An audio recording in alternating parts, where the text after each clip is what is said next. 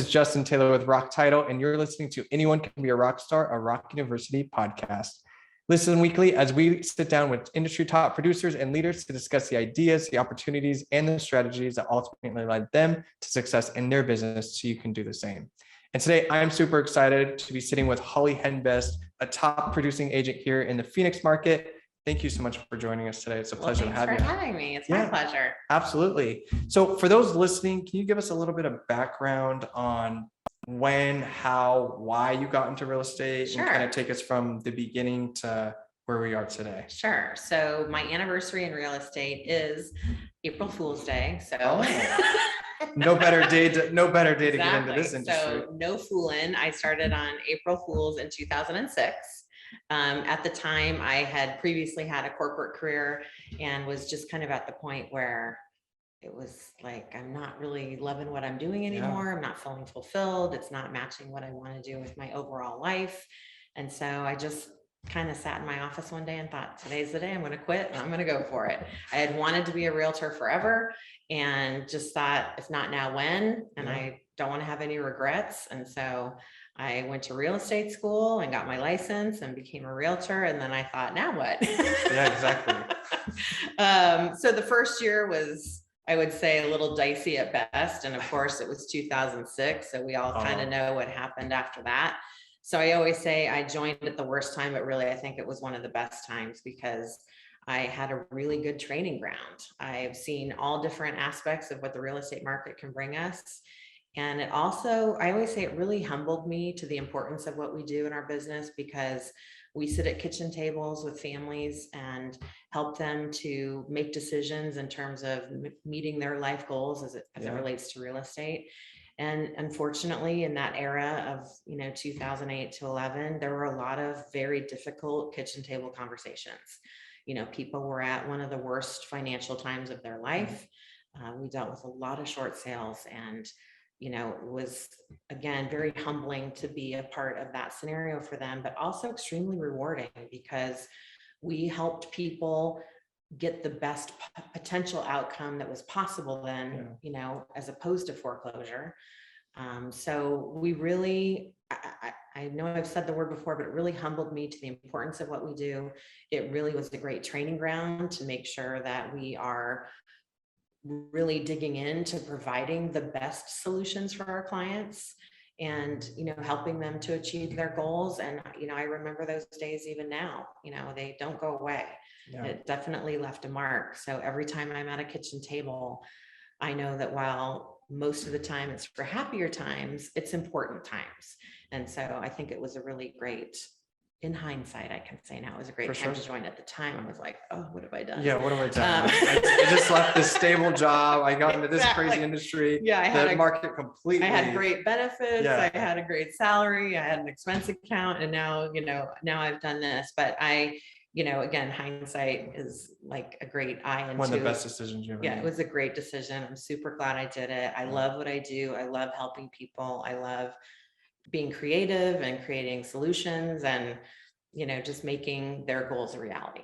Definitely. Yeah. Now, so you got in, obviously you as a single agent, and you really are still a single agent. I mean, I know Courtney, but what does that look like? We're definitely an anomaly, I would say, to the real estate industry. So I started as a solopreneur in the real estate category, but I did have, from my previous corporate experience, I did bring somebody with me and we were doing it together, but she hated real estate. I don't think she even quite lasted a year. She didn't like the unpredictability of it.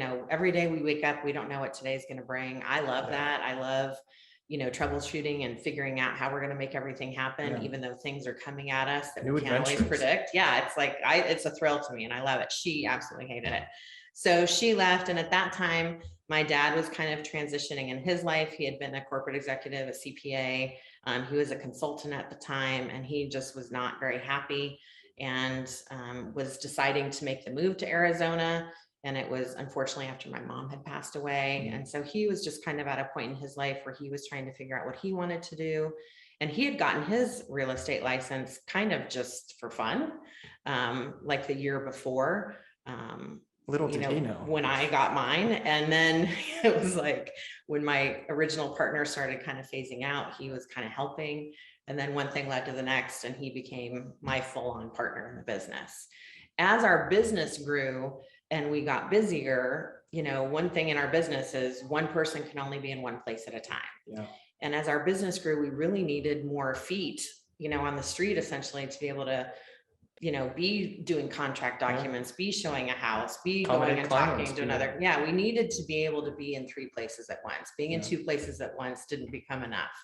So kind of funny, but I was with Courtney, she owns a day spa, and I was with her one day at the spa getting a facial, and my phone was like nonstop while I'm getting this facial. And she was like, what are you gonna do? And I said, we're gonna have to get somebody else. Like, I can't operate. I'm trying to get a and facial. provide. Yeah, I can't provide. I mean, A, I need a facial, but B, we can't provide the type of service that we want for our clients when we're that busy. We needed to have another person. For sure. And she said, what are you gonna do? I said, I don't know. I'm gonna have to, start to really, source somebody out. And she said, well, maybe I'd be interested. And I was like, no way. She said, yes. So she went and got her license, and she joined our team almost immediately. That's awesome. And her role has evolved more because our clients' needs have evolved. And so it's just been great. She's been with us now 6 or 7 years. Oh, I'd wow. have to go back to remember, but she's just become more and more experienced right along with us. And so she's a great support to our clients. And it's also nice, for a long time, my dad and I, we could never do a family vacation because one of us needed to be here. Yeah. So, at least we now have the opportunity that we can take a vacation. I mean, I didn't really take very many vacations for many years. Yeah. So this year I went to Europe for the first time in my life. And I was able to, take my son on more vacations as he was growing older too. So it was a way to create a little bit of a better balanced life. And, also having a little bit better balance, I think, makes you better at what you do. So I was at least not burning out. But more importantly, it provided the type of service that we wanted to provide to our clients. And that's really, I would say, vastly different than most real estate teams, because most real estate teams have a person at the helm whose job it is to really train and support agents that they bring onto the team to help those agents grow their business. And then that team leader is getting a piece of all of their business. Or if they're a very heavy marketing focused team, then they have somebody to deal out their leads to. So we don't operate like that at all. Our goal isn't to just be a machine of real estate. We don't want all the leads. We want the right leads. We want the right clients that we can help and do a good job for, and continue to provide top-notch service and top-notch results. So that while that naturally brings itself to growth of the business, the goal really was just to do a better job. And as you do a better job, you get better clients, more clients, they refer. Yeah, I love that. It's a different perspective than your traditional team or powerhouse agent, because you're more focused on that client experience, and making sure that they're taken care of, they have the best experience possible. Because every situation is so unique. I mean, you're talking about being at the table, like you're walking into, what are you walking into really? You know what I mean? Like it could be in such a different direction. But I love that your focus is more on that client experience, the consumer experience, as opposed to, grow, get agents below me, get, all this crazy stuff. At the end of the day, we're here to protect and help consumers with the home selling process. Yeah, and I've never wanted to grow a big pyramid. I mean, part of why I left my last career was I was kind of tired of managing people.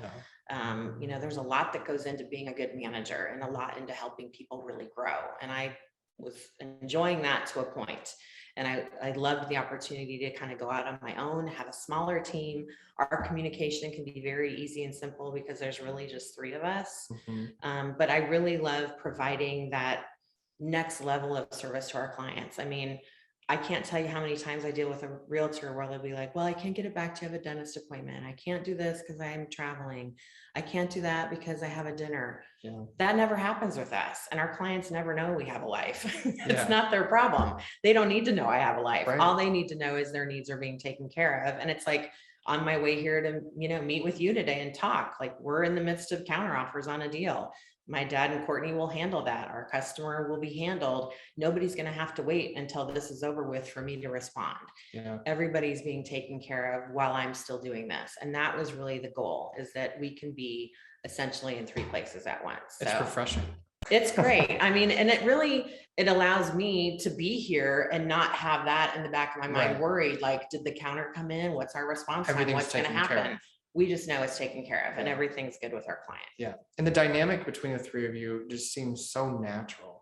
Like Yes. everyone just connects, they understand, like it's just such a great process to see. Yeah. Well, and I mean, everybody has very specific responsibilities, but we all are always in the loop on everything. So if something needs to be done while somebody else is occupied, everybody, I mean, I think because we've kind of grown organically as our business has grown, we've been able to really fill in the holes for each other when needed very fluidly. There's really no stopgap, which is nice. I love that. Not to go back, but so you went to Europe this year. Where'd you go? We flew into London, so I can say I've been there, but we were only at the airport. Still checking it off the list. It still counts. And then we were in Italy. So we went to several places in Italy, which has been a dream forever. And my son is now a sophomore in college, and he's now looking into possibly doing like a study abroad there next summer. So hopefully I'll get to go back and visit him if he's studying abroad, if that works out. That's awesome. Yeah. I've been to Italy, France, and Spain, and I will agree, Italy by far stole my heart. I mean, it's such an amazing, it's so different over there to begin with. Yes. The lifestyle and everything, and it's like slowed down and just like taste the food and the wine. I mean, I just really have realized, what are we doing wrong with food here? I mean, exactly. the fruit and vegetables there are fresh, like it's unlike, yes. It's unlike anything I've ever had here. It was amazing. It's phenomenal. And of course the wine. You can't go wrong with the wine. The wine is good. Yes. I know we mentioned this a little bit earlier, but we saw each other when you got your award for the Scottsdale Realtor Council, right? Yes, Women's Council. Women's Council. And you were voted in, or you won based on the top 10. You were within the top 10 of women realtors in Scottsdale. Yes. How does that feel? Is that amazing? I mean, it's amazing. Yeah. So, I mean, it's so exciting to see. I mean, I mean, I don't know how many realtors there are right now with licenses, and I don't know how many of those are women. Tens of thousands. I think there's like 60,000 realtors or something here. So let's say even half are women. So 30,000 maybe. Huge. Probably more women. I don't really know, but I think it'd be interesting to stat though, actually, to see the demographic of men to women. Yeah. But I think there are more women, and probably more women. I don't know, but you're the top 10. But to be in the top 10, and it was based on phenomenal. sales volume and units, to be in that for all of the women in the Scottsdale MLS is, I mean, it's just incredible. Like, I was so thrilled and so honored. And I mean, I would say that's definitely a big career high for me. So it was a thrill. Well, I mean, for so many years now, you've been in this business, and you know, all that hard work is, I think, starting to maybe catch up. Yeah, you can breathe. You're going on vacation now, finally. I mean, right? I went on vacation. Yeah. So no, it's definitely been a good year, and you know, definitely, you know, being the way we've structured our team and the people that we have. I mean, everybody's really made a big impact making those numbers happen for our clients. So I have a lot to be proud of that we've put together, the group we've put together, and everybody makes it happen. Yeah. No, that's awesome. Because in addition to Courtney and my dad, we also have other people on the team that probably don't get enough recognition because they're not realtors, but they're supporting us behind the scenes. And so we have administrative support, and then we also have a tremendous amount of support with staging. So we have a team that stages virtually every listing that we have in some fashion or another. I mean, sometimes we rent furniture, sometimes we don't. We have a warehouse of our own things that we use to stage. Right now, today, our stager was out with the truck picking up, you know, patio furniture from one listing to take to another listing. And so, you know, we have a lot of our own goods that we provide, but we really put a lot of attention to detail with our photos and videos to make sure that we're presenting our listings in an optimal light to really showcase what your life could be like if you live there. And we take a look at not only, you know, making sure the space looks good, but we always try to show off, like, what would your lifestyle be there? So we try and have a little fun with it too. Put the buyer in that position, just kind of envision themselves. Yeah, the idea is picture yourself here. Yeah, especially now more than ever, like in the changing market, right? So what are you doing to provide your sellers and homeowners the best opportunity to drive as much traffic to that listing as possible. Absolutely. I was doing a training earlier today, and that's something I talked about is your marketing package. Like, what are you offering them in terms of, is it staging? Is it virtual staging? Is it videos? Is it And we do virtual community staging videos? too. Yeah. No, it all matters, especially in today's market. Yeah, I think the virtual staging, I wouldn't say that I love it, but I do think that it's a benefit, especially like we have a listing right now and it's got these huge rooms. And I think when somebody looks at that listing on MLS, they're like, what would I even do there? Yeah. So by virtually staging it, we can explain the space a little bit better. So I like that aspect of it to just help to better let the client see how they could use the space. But I do think that putting your best foot forward in terms of the video and the photos is so critical because we're in such a visual world now. I mean, obviously Instagram, Facebook, TikTok, all of that is where people's faces are all day long.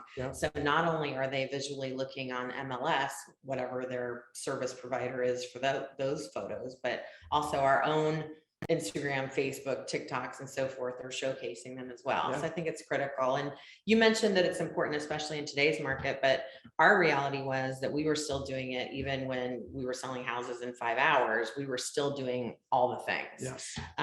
Because I always felt it was important for us to maintain our consistency of this is what we do.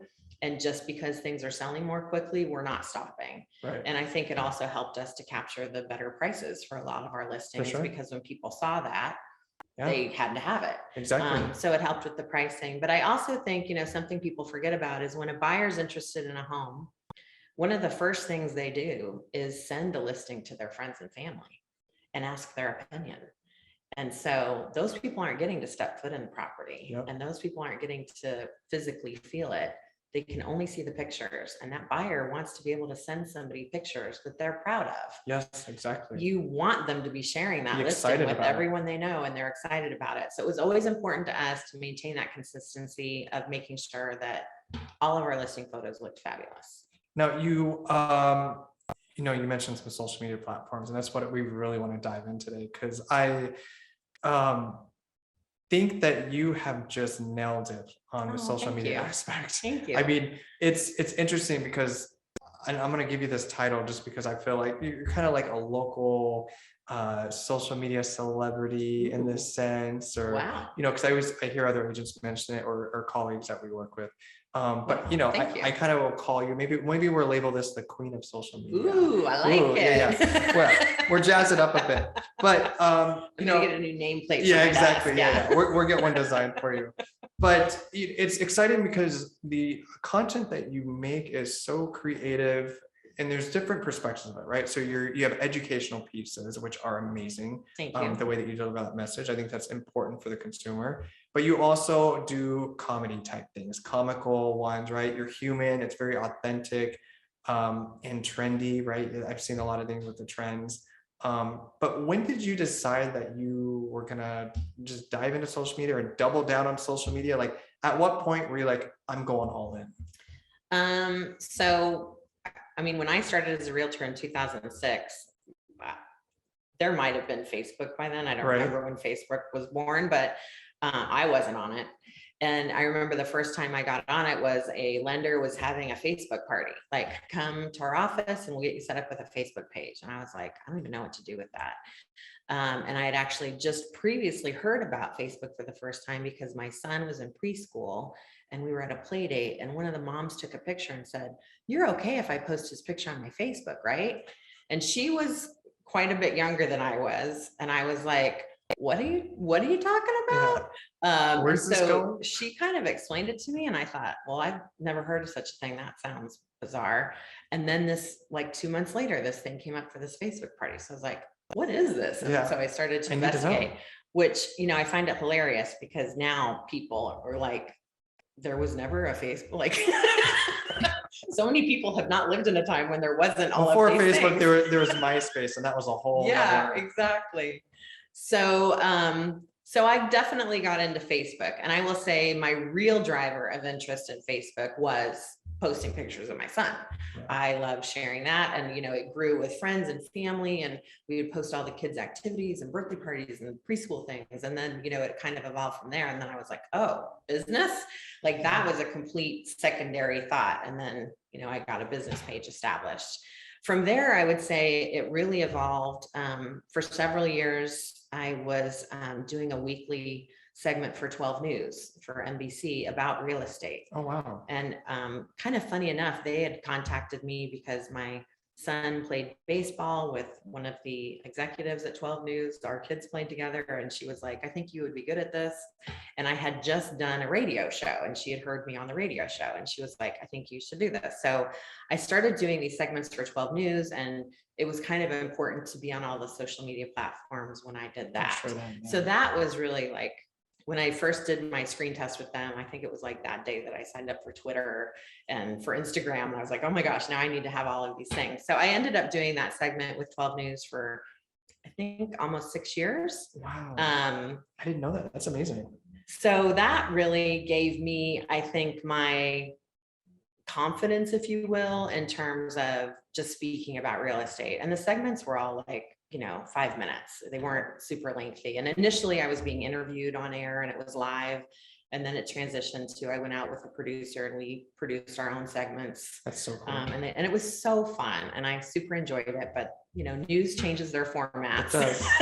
It does quite frequently. And so that was considered, kind of a fluff piece, but they changed their format. So that went away. But it was a very fun time and definitely a good training ground for then as social media was growing. I was like, okay, I've done this before. So it gave me, I think, a little bit of confidence to go into making the videos and so forth, which I will say, I stopped doing the 12 News segment. I think it's been a couple of years now. I really just did my first video where I'm just talking to the camera about real estate, like in March. So I had kind of a gap in there where we've always done a lot of videos as it relates to our listings. And I had done some like canned videos, I would say, where I filmed about real estate advice to put on our website, but I wasn't really doing regular videos for our social media. So that has really just transitioned this year that I'm getting more comfortable with that. Well, you caught up fairly quickly because that's the amount of content that you produce is amazing. Yeah, I feel like we're kind of content crazy, but I can't stop myself. I know now it's so now it's turned in more of like a chore to like, this is fun and exciting. Oh, I totally love it. Yeah. And I don't think it was ever a chore. I think it was more, I think everybody gets self-conscious being on camera. And sometimes I felt like, gosh, it's a lot of like me. And it's like, here I am again. Are people going to get annoyed with it? So I mean, I'm just like all people. I love positive feedback. So it is really nice when I go out and see people like you and friends and they're like, oh my God, I love that. Like, I'm like, okay, so people aren't sick of me. No. Because you do a good job at like the editing. It's tasteful, it's funny. Thank you. It feels, and I wrote this down in my notes, it's just authentic. Thank you. It just feels authentic. And I think that's what people connect with. And you mentioned edited, so they're not edited. So when I sit down, I just start talking and then that's it. And so they aren't really edited. They're pretty raw. And I want to make a point real quick that's, I've trained on all the different social media platforms, both Arizona and Nevada and California. And the biggest feedback I get is, I don't like the way I look, or I don't like the way I talk, or the editing process, or I don't know what to say. And ever since, meeting you and following you and seeing all the content that you've been putting out, I bring it up in every training that I do for social media. Wow. And I'm like, if Holly can do this by herself, you can get up. There's no excuse. Yeah. There's really no excuse. You just got to be able to take the time and do it, but also not dwell over or just like think about it too much. I take it that you just don't think about it too much and you just. I hate watching myself and I hate listening to myself. And I've just had to get over it. Like it just is what it is. And I don't really watch it. Yeah. I'll watch it once just to make sure I didn't say something completely ridiculous, but there's still opportunity. I didn't drop any F-bombs or anything. So, I do, but after that I'm out. Like I do not like it. I think that's true for everybody. And I don't think anybody ever really gets super comfortable with that. And so, but it just kind of, it's the reality of I will say what I kind of set aside from my own vanity of not liking it is I do feel very passionate, I guess I will, about people being educated. I think that it's so important for people to make decisions based on being educated. And there's nothing I love more than people asking me questions. And no question is a dumb question. I love answering questions. And I love helping people to know that they're making decisions based on being educated about it and not just, hoping they're making the right decision. Right. This is people's typically their biggest investment. This is where they're going to spend a good amount of time and create amazing memories. I mean, everybody's home is attached to memories. That's why when people go to move, it's hard. It's emotional. I mean, what we do is extremely emotional. And so I think it's important to understand what you're doing, make decisions from a good place of understanding those things. And so to me, I set aside my, oh my God, I hate looking at myself and my voice, because I do feel like what I'm doing is providing, hopefully, a service and benefit to people that they're getting educated. For sure, helping them. Yeah. No, that's a great way to think about it too, is, you're it's not just about us in that sense. We're there to help the consumer buying and selling make the best decision possible. Because there's so much information out there. Yeah. And it's hard to, how do you break it down? How do you digest it? And that's the one thing I was saying earlier is I just think that your educational portion of it is so well done that it's just easy to consume. You break it down, right? We take it from this just big animal of the news and everything, and you just break it down so easily to. Well, that's the goal, I hope. Sometimes I can be a little long-winded too, but. Well, we love that part too. Yeah.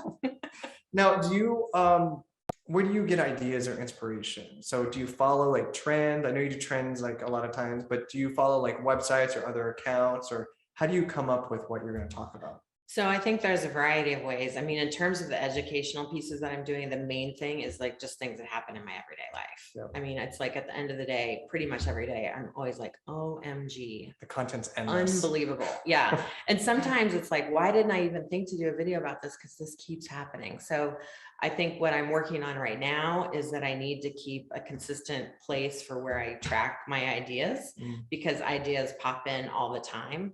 And then it's like, I'll forget them and then I'll be waiting for it to pop up again. So my biggest goal right now is working on, I have a notebook that's just now dedicated to writing down my ideas. I just have to remember to do it. But my other inspiration, I would say, one thing that I always say about social media is it's supposed to be social. It's not a one-man show or a one direction show. Like, not only am I posting things, but I'm also looking at other people's things and commenting on things and liking things and engaging. I think that if I'm going to expect people to engage with me, I better be engaging with them. Definitely. So if I'm engaging with them, that means I'm scrolling. Yeah. And as I'm scrolling, I will see other things that are funny to me or interesting to me or inspire me for, something else related. And so I think by spending time on those platforms, I just naturally get, some inspiration that way. So I would say it's kind of a combination of my everyday life and then also just participating in those platforms too. No, I love that. And that's one thing I want to make a point of that is it's not just about posting and then leaving, right? It's not checking the box and I'm done. It really is about that social interaction. Yeah. So those comments, those likes, that of course helps the algorithm and just be able to get in front of more people, but also show that it's you as a human behind the camera, behind the phone. And again, it's just no reason why all these agents can't be doing that. And when I always get objections, I'm like, you have to be able to engage. You have to be able to comment. You have to be able to do those things because it's so important. It's possible. Right. It's possible. Well, as busy as you are, it's possible. Right? It is. Well, and I know for me, like every time I post something, I mean, I'm human and like an hour will go by and I'll go back and look like how many people have looked at it? Yeah. How many likes do I have? Do I have any comments yet? And what's going on in my mind is like, I've spent so much time thinking about what my content's going to be, creating the content, then writing the post and posting it, that if nobody likes or comments, I'm like, is this even worth my time? Yeah. Like if nobody's liking it, then why am I even doing it? Right. And so then I'll go back and I'm like, okay, people are looking, like now I feel better. It's worth it. And so I just reciprocate that I'm sure that's what everybody else thinks when they post something, whether it's posting a picture of your baby that, just turned 6 months old, Do people or like it? Do people like what's going on? yeah, like, of course, I want to participate and make them feel better, because it's like kind of like what goes around comes around. Yeah.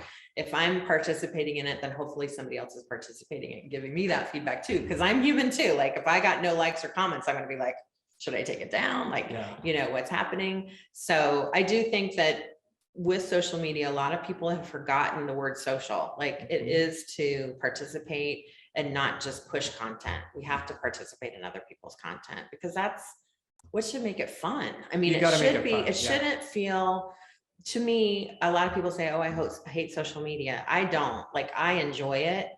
Truly. I enjoy seeing other people's pictures. I love seeing their vacations. I mean, honestly, I've picked hotels and restaurants and things based on what other people post. I find that there's so much you can discover. That's like the best reference. That's way better than looking online at travel sites. I'd rather like somebody that I get raw photos, you get raw content. Like what the real experience is. It's so much better. Totally. So I think if you don't like social media, that's going to be tough. A challenge. Yeah. Like you have to have your own passion with it to like it and be a participant in it, not just a pusher of content. Yeah. You don't necessarily, and I've said this before, you don't have to. I know agents that don't do anything on social media and they're still very successful. However, I think that they're missing out on the opportunity to want to connect to a whole new pool of potential and people. And it's nice that your clients follow you and you're keeping them up to date, and it's right staying top of mind in that sense. So those that aren't doing social media or leveraging it, I think are missing out on that opportunity to elevate their brand. Absolutely. As an agent. Well, and I think too, it depends on what the structure of your business is in terms of, are you representing more buyers or are you representing more sellers? And I think if you're representing sellers and you're not posting pictures of new listings and activities with listings, then I think you're really missing out on an opportunity to showcase your listings, which in turn would not be good for the customer. Right. I think, it's free marketing, and it's got more eyes on it than a billboard. Yeah. So and people are looking you up. Absolutely. Whether we Google people, we go to Facebook, Instagram, and we kind of vet people in that sense. So absolutely, if you're an agent, you're not posting things, you're not active, or your last post was 6 months ago, a year ago, right, could mean that they're not going to go with you. Right. Well, and I would say, we don't go on actually that many listing appointments. We just get people that call us and want to list their homes. Yeah. And 90% of the time they're referencing our social media. I love that. So it's really replaced the interview process in some cases. So I do think it's an important element that people do their research on you before you land in their kitchen table. Yeah, no, exactly. It kind of replaces that interview process, and makes sense because they get to see so much into your life, right? We go back to that authenticity. They can see you in videos. They can see that you're passionate about it. You're educating, but you're also fun in that sense, right? Yes. So I think that is an interesting perspective to see that there. Well, and I think it's good too, because I do show my whole life. I show being a mom, I show being a business owner, I show being with my friends. I mean, I show all aspects of my life. I mean, pretty much. Yeah. And I think it's good too that people are vetting me that way, because I'm not for everybody. Some people might not like my style or my vibe. How dare they? I know, right? Call them crazy. But I would rather them figure that out before they call me and we tried to work together. Like, if I'm not going to mesh with you, it's not going to go well. Yeah. And I respect when you get into that. the weeds of, the transaction process. So I think it's a great way to make sure that you're going to click with whoever it is you're partnering with. And I do say nobody hires us, they partner with us. And if we're not going to be a good partnership, then we might as well call it before it starts. Yeah, no, I love that. Do you time block for social media time, or is it just, you just do it as it's just natural now? Well, so kind of a combination of things. So in terms of the videos where I'm speaking to the camera, or the videos that are TikTok-ish, we do block out typically 4 to 5 hour blocks where we film on a day. So like, for instance, next week I have 12 to 4, we'll be filming, and we just get as much in as we can. Yeah. And then we meet a few weeks later and do the same thing all over again and load the phone. So we do batch in terms of creating, just because it's hard to start and stop that process. Oh, yeah. And that's another reason why it's great to have a team, because I can block out 3 or 4 hours one day to get that done while something comes up, the wheels someone's available. keep moving. Yeah. So we do, in that perspective, I do use, within Facebook and Instagram, I do use Creator Studio, that I can kind of schedule some posts, but I don't schedule any videos in there yet. I've only been scheduling photos. So I do a little bit of, like, at the beginning of every month, what photos can I maybe post out if I have them all ready to go. But these days I'm doing more like I post as I go. Because I felt like the pre-batching of it and the pre-posting of it just wasn't feeling as authentic to me. And it was feeling more generic. And so I feel like if I post in the moment, it just feels better to me. More real, more authentic, for sure. So I typically start my day with, I do calendar out like things that I may want to post on certain days, but then on that day, I'll write it and post certain like holiday things that you do, or certain days, things like that. That would so there are some things that are more static that I would say that are pre-posted, but most of it I'm posting in the minute. Wow, I love it. So, I posted 2 reels today, and I did them both today. Well, so it's fresh. Yeah, exactly. It's fresh. Yeah. So you said Instagram content creator. Is there any other apps or anything that you use to like help you with it, or is it just? No, I did use, there's 2 previous softwares that I did use for posting, but I ceased using them, and I don't remember what those names are right now. But don't need them. Yeah. And I will say too, I used to just, first of all, I think what really changed it was it used to just be pictures. Yeah. The video aspect has really changed the pre-posting. When it was all photos, I could at the beginning of the month say, here's all the things I want to post, and post all the pictures and you're good. But now with video, it's a different beast for me in terms of pre-posting. And so that the video aspect has definitely changed, because we now do way more video posts on social media than photos. So that changed, but also I just think trying to be a little bit more real and a little bit more in the moment, it felt better to do it as we go. No, I love that. Do you have a favorite social media platform? Which would definitely Instagram. Instagram. See, I said the same thing. I miss it just being photos though, static photos, because I just felt like, and that was pre-Facebook buying them, because that was my favorite. I fell in love with it. I love to travel, so all the travel photos and food and like that whole aspect of it. And then of course video came in, it's super heavy and things, algorithm changed, Facebook bought them, but yeah, I'd say Instagram was mine too. Yeah, and I mean, in my ideal world, I wish there just wasn't Facebook anymore.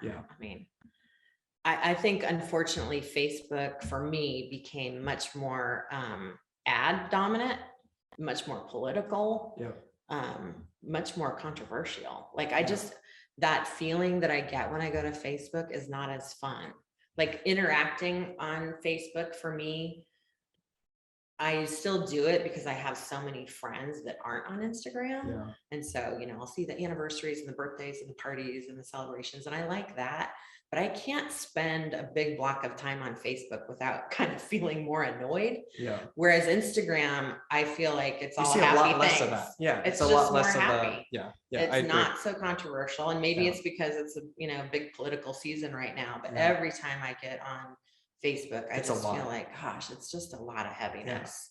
And I feel like Instagram is just a little bit lighter and a little bit more fun. It's definitely lighter. But also, I would say more people that I know are not on Instagram that are. So I still spend some time on Facebook because that's where they're posting all their events that I still want to see. I don't want to be at a party, and tonight hear like, oh, did you see somebody's pictures of their vacation? And I'm like, no, because it's not on Instagram, it's only on Facebook. So I do still go there because I want to see what people are up to. And Facebook's nice. I like the part that when you get to stay in front of people still or see that, but then also the birthdays. I mean, that helps a lot. Yeah, definitely. It's so-and-so's birthday today. It's like perfect. Well, and I do like the linking. I do like that on Facebook, I can do a link to the listing, whereas Instagram, there's no linking other than in stories or, link in bio to have, like we use Linktree, so that you can go to the link in our bio to find things. But, with Facebook, you can just tap and the link's right there. It's more user friendly in terms of linking. Yeah, no, Linktree is, I've trained on that too, and we use it as well for ROC University, but it's such a cool tool to leverage to be able to, you know, give them what content do you want to consume? Right. Here it is. Right. And I know Instagram is testing, you may have seen this on your account, for multiple links now. So I think they're trying to, we've asked for it for years now. Yeah. So I think they're testing that, which will be interesting to see. I still love Linktree because it's customizable and it's a little bit easier in that sense, but it'll be interesting to see what turns out about that. Yeah. And I do feel like too, there's a lot of people on Instagram that don't fully understand it. Yeah. Like they don't understand the link in bio, like where do I go? Like, yeah, when you say that, you're like, okay, well, where's the bio? Right. And I think so many people have been so accustomed to Facebook for so long that it's going to take some time. You know, I'm familiar with it because I'm on it all the time. But if you're just like starting out, I think it can be more confusing for people to really understand all of those features. But I think over time, you know, it's coming. Definitely. And so what would be an agent that hasn't gone all in on social media yet, or they just don't know where to start? What would be your advice to them? Just start. And I would say, you know, just set some small goals for yourself. Like maybe your first goal is to just spend more time on the platform, looking at other people's things. And learning it, right? Content, you know, look at their content, like it, comment on it, and just start following other people that you would want to maybe emulate. Don't copy, emulate. Yes. And just try to get inspired in that way, but just participate, you know, start following all the people that you know, make sure if you're not following them already, make sure that you are, and take a look at what they're putting on there and just learn the platforms a little bit better would be a good start. And then, you know, set yourself a goal of how many times you're going to try and post in a month and then in a week. And then, you know, try to just grow yourself naturally. I would say, you know, like anything in life, if you say, you know, next week I'm going to start posting every day and I'm going to do 3 reels. It's too much. It's just too much. Like start off by commenting, start off by consuming the content that's there, understanding the platforms, and then think about what you want to do. Do you want to post a reel? Do you want to post a picture? You know, try and do 1 thing a week, then do 2 things, and just kind of grow yourself, because something is better than nothing. Yes. And so you just kind of have to start somewhere. And I mean, I just started doing some of these videos in March, and I'm doing them differently now than I did in March. You know, when I started in March, I wasn't looking at the camera because I was so paranoid. You know, now I'm looking at the camera more. So, you know, just because you start one way doesn't mean that's going to be the way it stays. You can evolve, you can evaluate, you can change your mind. You know, it might stay on Instagram forever, but nobody's really scrolling that far back to look at it. So just keep moving forward. Yeah, no, I love that. And I think I always say too, like, even just pick, because I'll get done with the training and they're like, oh my gosh, there's 10 different platforms I need to be on. I'm like, just pick one. Yeah. Start with one. The agent that, you know, produces content or puts things out consistently, whether it's once a week, twice a week, 3 times a week, is way better than a person that posts 5 things this week and they're not going to post again for 6 months. Oh, for sure. So, right. So you have to be that interactive and that engagement stuff. So absolutely. Start small and then build on that, so you don't get overwhelmed. It doesn't feel like a chore. And I would say too, evaluate where your clients are. Right. You know, I mean, I love Instagram. The reality is more of my clients are on Facebook, and frankly, a very big population are on LinkedIn. That's very true. LinkedIn is very underutilized. So, you know, maybe you need to think about who's your target market and who are you trying to attract, and make sure that that's where you're spending your most time and attention. Yeah, I love it. So you've heard it from the queen of social media.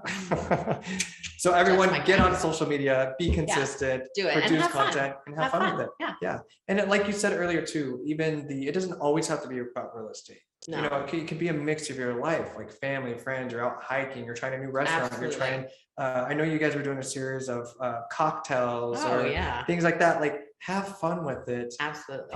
But it's also educational in the sense of, hey, we're at this new restaurant. Just like what you said earlier. Wow, that place looks amazing. That's cool. We should go try that sometime. Let's go there this weekend. Yes. So it's kind of cool to see that evolution of, well, and I love doing the restaurants, the stores, the bars, and all of that for 2 reasons. One, I love to support other local businesses. I'm a small, local business. I want to support other small local businesses. But also, we help people move here from other places, whether they're, moving from Scottsdale to North Phoenix, or they're moving from California to Scottsdale. They're going to want to know about things in their area. And so we like to be very aware of what's happening in all of the markets where we help people with homes, because just today we were with a client showing them a house in Scottsdale, and we were like, oh, you're just a couple blocks from Hash, and you got AJ's just down the road. And, we were telling her all these places that she can go, and she lives there. And she just lit up, and she started entering them in her phone. And then she called and she was like, oh my gosh, I just stopped at this coffee place that you said, and I got a coffee. And so we want to know, wherever we're helping clients in different markets with homes, we want to know where we would like to send them to go, so that they can get to know their neighborhood well. So for us, it's like, again, an education. Yeah. And then we have fun along the way too. Exactly. You got to have a balance. You got to have both. Yeah. You always got to have fun with it. Yes. Thank you so much, Holly. Oh, this my has been pleasure. amazing. I Thank love you. talking. I could talk with you for hours It's about very fun. even Thank more you. than just social media. So we're have to have you back again for I would love to. other parts of the industry that Yeah. we love and can train on. For those listening or watching, where can they follow you? Is everything just Holly Henbest? Yes, you can basically search Holly Henbest on Instagram. On Facebook, it is under the Henbest team, but if you search Holly Henbest, it would still It'll probably come up. come up. Holly Henbest Realtor is on TikTok, Holly Henbest on LinkedIn. So yeah, just type in Holly Henbest and I'll be coming up. Awesome. I encourage everyone listening or watching to go follow her, check her out, Thank get you. inspiration. It's truly, I'm always excited when a new video pops up Thank you. or something. I'm like, I just love it so much. Yay, thank you. Awesome, guys. Thank you so much for tuning in today. You can always check out previous episodes at rockuniversity.com/podcast. You can watch on our YouTube channel, youtube.com/rockuniversity. And this will be available on all major streaming platforms, Spotify, Apple Music, Amazon, all that good stuff. So until next time, we will see you guys in escrow.